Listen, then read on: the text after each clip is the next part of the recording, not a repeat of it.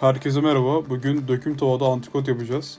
Bunun için 1,5 parmak kalınlığında kasaptan aldığımız bir antrikot etimiz, sıvı yağ olarak ayçiçek yağımız, deniz tuzu ve karabiber kullanacağız. Etimizin her iki tarafını ayçiçek yağı ile yağladıktan sonra deniz tuzu ve karabiber ekleyip iki tarafına da yediriyoruz.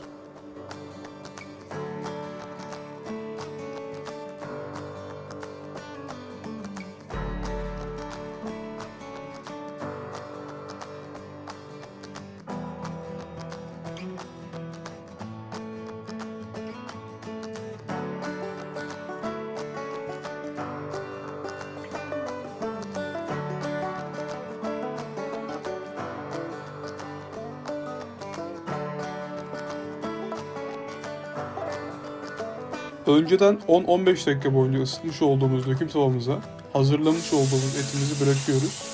Ve daha sonra hiç müdahale etmeden pişmeye bırakıyoruz.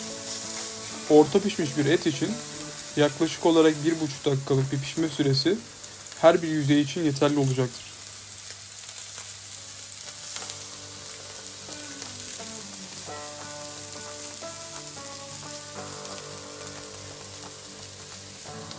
Etimizin bir yüzeyi piştikten sonra diğer yüzeyini pişirmeden önce döküm tavamızın eski sıcaklığına ulaşması için 5-6 saniye bekletiyoruz.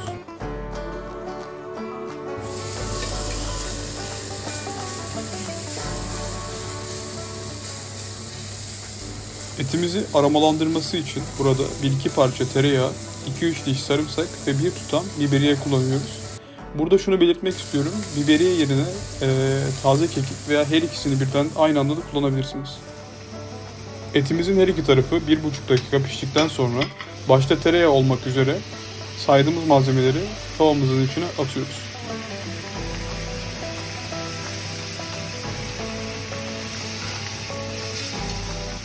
Erimiş tereyağını bir kaşık yardımıyla etimizin her iki yüzeyine de döküyoruz.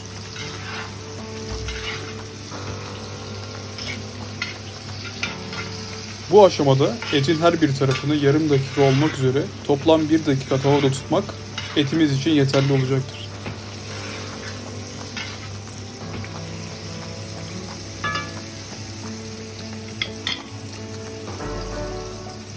Burada etimizin iç sıcaklığını ölçmek için bir et termometresi kullanıyoruz.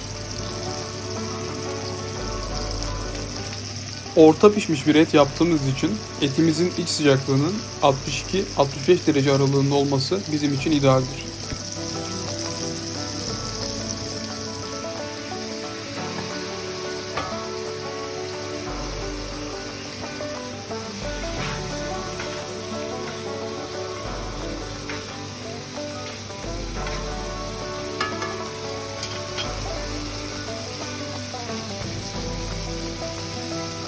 İç sıcaklık ortalama 56 dereceye ulaştı. Bu aşamada dinlenmesi için bir köşeye alıyoruz.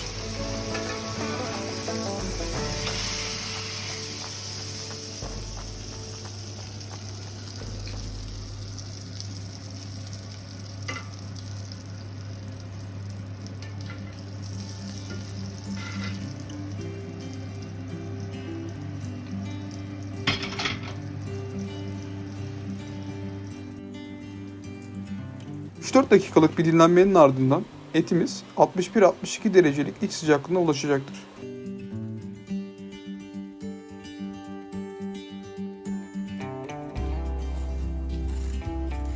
İnce dilimlere ayırıp biraz tuz dökerek afiyetle yiyebilirsiniz.